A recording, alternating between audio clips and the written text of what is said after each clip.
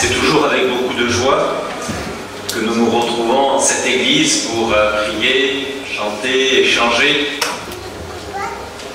pour vivre le culte, pour offrir un culte que nous espérons favorable à notre Dieu. Plus encore, il s'avère que cette réunion et toutes les vertus qui l'accompagnent constituent ce que j'appellerais ce matin la foi en action, la pratique ou une pratique de la foi. Cette foi se pratique en cet instant de façon collective, communautaire, mais je serais tenté de dire d'abord singulière, personnelle. En effet, nous avons apporté tout le contingent de notre humanité. Nos émotions, nos peines, nos joies, nos envies, nos désirs, nos doutes. Tout le contingent de notre humanité est là, se proposant à la divinité que nous voulons servir. C'est, je le crois, un acte de foi fondamental. La foi en action. Vous avez sans doute compris que ce matin, j'aimerais que nous puissions réfléchir ensemble quelques instants sur la notion de la foi. Nous avons à cet égard peut-être trop souvent le tort de penser qu'il s'agit de l'établissement d'une liste, un petit peu comme nous l'avons fait avec les nominations ce matin. La liste de tout ce qu'il faut penser, de tout ce qu'il faut croire. La liste, par extension aussi, de tout ce qu'il faut faire.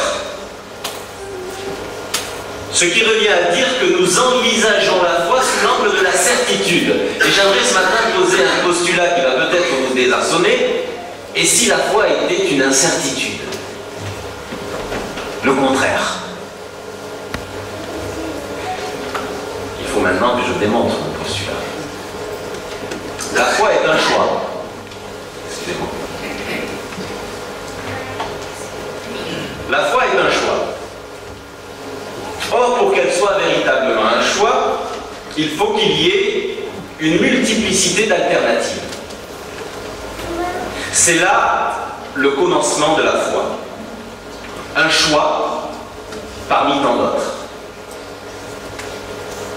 Décider d'une orientation alors qu'il y en a tellement. Ce fondement interrogatif, si je puis, de la foi, je le perçois notamment dans le texte, le premier texte que nous avons lu ce matin. Je le reprendrai maintenant dans une version plus longue. Vois, je mets aujourd'hui devant toi la vie et le bien, la mort et le mal. Car je te prescris aujourd'hui d'aimer l'Éternel ton Dieu, de marcher dans ses voies et d'observer ses commandements, ses lois et ses ordonnances, afin que tu vives et que tu te multiplies et que l'Éternel ton Dieu te bénisse dans le pays dont tu vas entrer en possession. Mais si ton cœur se détourne, si tu n'obéis point et si tu ne te laisses entraîner à te prosterner devant d'autres dieux et à les servir, je vous déclare aujourd'hui que vous périrez, que vous ne prolongerez point vos jours dans le pays dont vous allez entrer en possession après avoir passé le Jourdain. J'en prends aujourd'hui à témoin contre vous le ciel et la terre. J'ai mis devant toi la vie et la mort, la bénédiction et la malédiction. Choisis la vie afin que tu vives, toi et ta postérité. Ce texte présente un choix offert par Dieu. Et pour que ce choix en soit véritablement une alternative. Bien ou le mal. Qui dit choix? Qui dit questionnement?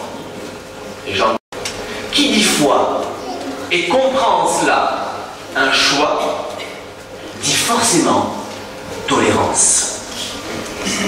Je crois, chers amis, qu'aujourd'hui, tout particulièrement, nous avons besoin de relier la foi à la tolérance, en oubliant que la foi est une question qui, si elle veut être bien menée, nécessite impérativement, obligatoirement, sa sœur jumelle, la tolérance.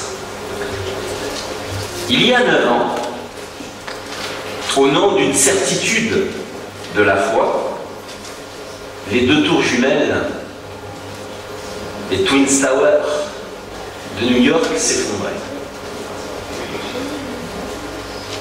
Aujourd'hui, peut-être, à cause d'une autre certitude de foi, un Coran brûlera. La simple évocation de cet attentat et de ce probable incident indique avec force et gravité l'urgent besoin d'associer ad vitam aeternam la foi à la tolérance. Et pour que nous puissions y parvenir, il faut que nous acceptions que la foi ne soit pas une certitude, qu'elle soit incertaine, risquée, fragile. C'est pour cela que la foi se présente dans les Écritures, nous le verrons plus tard, tel un choix. Un choix parmi tant d'autres. Revenons, si vous le voulez bien, à la notion de tolérance, sœur jumelle de la foi. Elle est indispensable à la foi, de la même façon que la foi est indispensable à la tolérance. L'une ne va pas sans l'autre, l'une n'existe pas sans l'autre. Être tolérant signifie que l'on accepte les modalités de la foi, son principe de fonctionnement, si on accepte en préalable que la foi soit un questionnement, un choix.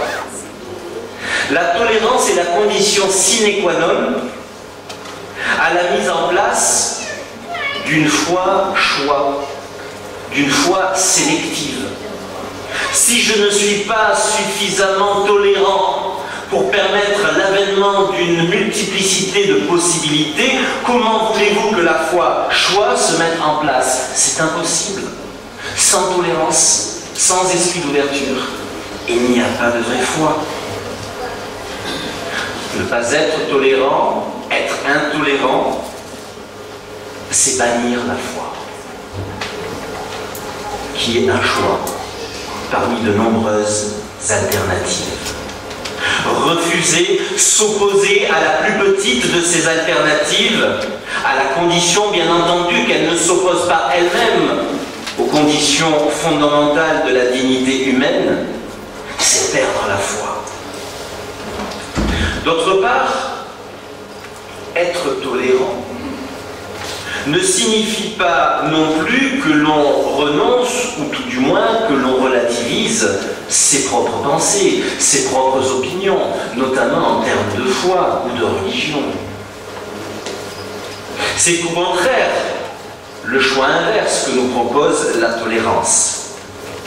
En effet, si la foi m'invite, parce que je suis tolérant, à puiser parmi X possibilités, la tolérance permet à ma foi de se préciser, de se spécifier, de choisir après avoir analysé, après avoir compris. C'est dire que de ce point de vue, la tolérance invite la foi, par son choix, à justifier les choix que je fais, les options pour lesquelles j'opte. Cette foi-là m'invite à dresser une prééminence, un ordre, une hiérarchie parmi l'ensemble des possibilités qui me sont proposées. Vous le voyez bien, vous le comprenez, la tolérance ne réduit jamais la pensée. La tolérance précise la pensée. Elle est l'outil intellectuelle, la méthodologie parfaite pour permettre à la foi ou la pensée religieuse d'atteindre un niveau de précision toujours plus fin, optimum, nous pourrions dire. Lorsque nous nous livrons à cet exercice de tri sélectif et précis, il ne s'agit pas, lorsque nous l'avons conclu, de vouloir transmettre, pour ne pas dire imposer, ce que nous considérons pour vrai à l'autre. Il s'agit, à travers cet exercice subtil, et plus nous progressons dans sa pratique, de retrouver celui qui nous permet ainsi de cheminer, j'entends Dieu, pour aller là où il veut que nous allions.